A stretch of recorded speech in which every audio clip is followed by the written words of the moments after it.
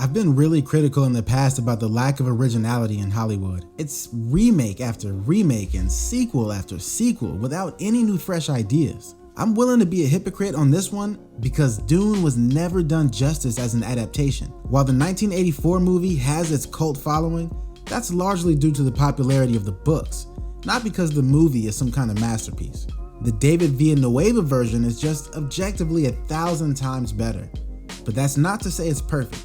In fact, there's no way it could be on the big screen, and that's the problem. But this is not a Dune takedown piece, so let's first talk about some of the good stuff. The cast? Absolutely perfect.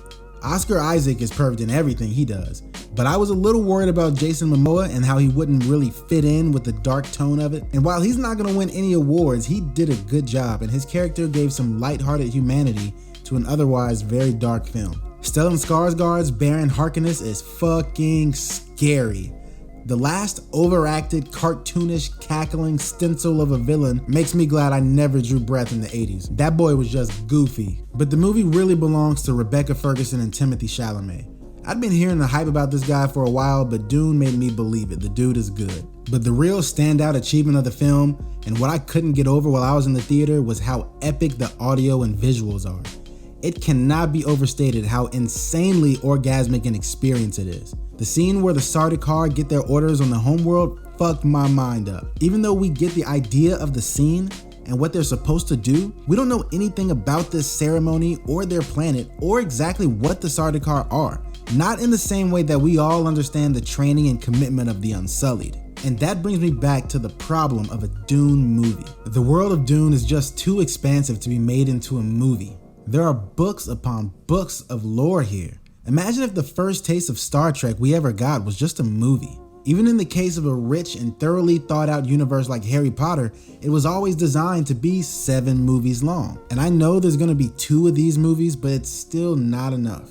And also, back then we didn't have Netflix, we didn't have Amazon to deliver this kind of subject material on the small screen. Hell, HBO had just started doing it. As good a job as they did of condensing the first part into one film, there is so much left out.